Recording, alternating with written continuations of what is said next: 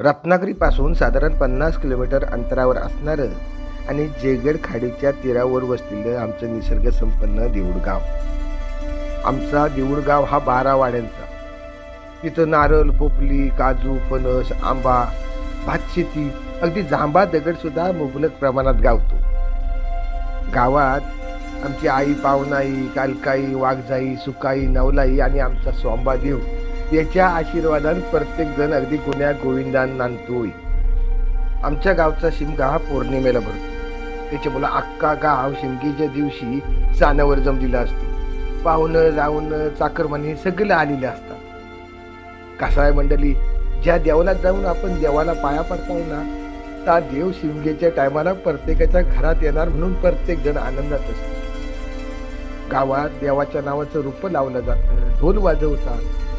मंडळी देवाच्या नावाचा मोठा सुरमार तोडतात आणि मग तर नाचवीत खेळवीत खांद्यावर घेऊन सानावर आले. हा माड उभा करणं म्हणजे वेगळंच कसं बसतं. लाकडाच्या घिग्या लावून मोठ्या मोठ्या येली बांधून हा माड उभा केला जातो. सगळा गाव त्याला प्रत्येक जण हात लावत असतो. हा माड उभा करणं म्हणजे नुसती ताकद नव्हतं, गावच्या एकजुटीचं शक्तीचं एक प्रतीक आहे असं म्हणायला हरकत.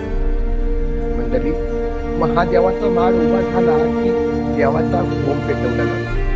होमात मानाप्रमाण नारळ टाकलं जातं. मग होमात नारळ अर्पण केले जातात. मग मानाप्रमाण प्रत्येक जण नारळ टाकतो.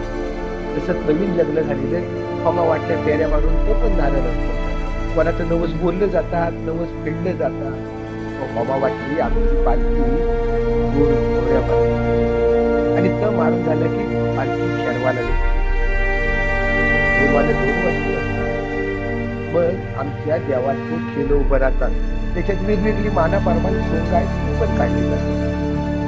अख्खा गाव शिमग्याच्या आनंदात तिथला निघून गेलेला असतो.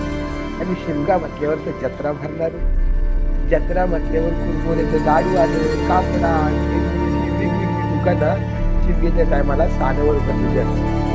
प्रत्येक जण असेल त्या परिस्थितीत आपला हा शिमगा आनंदाने साजरा करत असतो. आपला दिवस आपला शिमगा एकदा नक्की तुम्ही भेट द्या. या शिमगेच्या परंपरा, चालीरीती, रूढी, रीतिरिवाज अजून आम्ही जपलेले आहे आणि जपणाव आहे.